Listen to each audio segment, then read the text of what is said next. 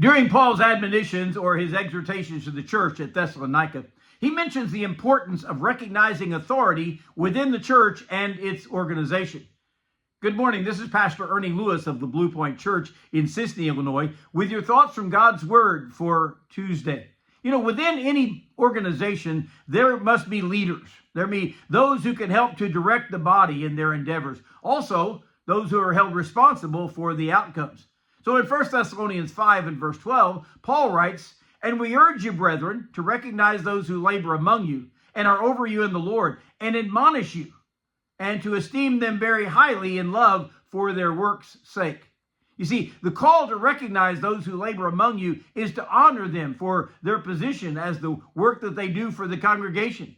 Now, please note here that he is singling out those who labor among you, and not those who lord their position and their authority over others. The laborers are the one he's talking about. We must know that any role of leadership, there's a lot of labor behind the scenes. This may go unnoticed for the most part, and certainly underappreciated also. But just the idea of recognizing those with authority over us is very important. In the Old Testament travels of Israel, Moses took a lot of abuse and murmuring from the people of Israel. God even opposed some of them that stood up against him.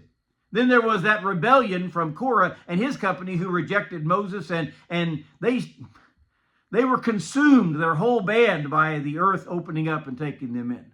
Well, now I'm not wishing that for anyone who can't follow leadership, but we all have some authority that we must recognize and appreciate for their ministry. Someone once said, "You will never be over others in authority until you have first learned to be under those in authority over you."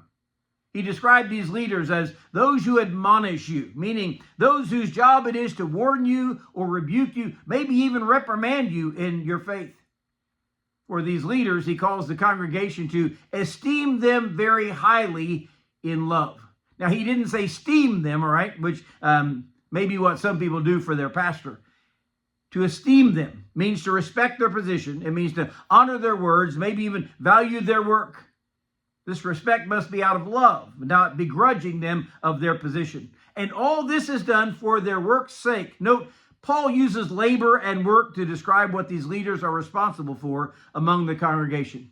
So let's make sure that we respect leadership in the church and honor those who are in positions of authority and the work that they are doing for our sakes also.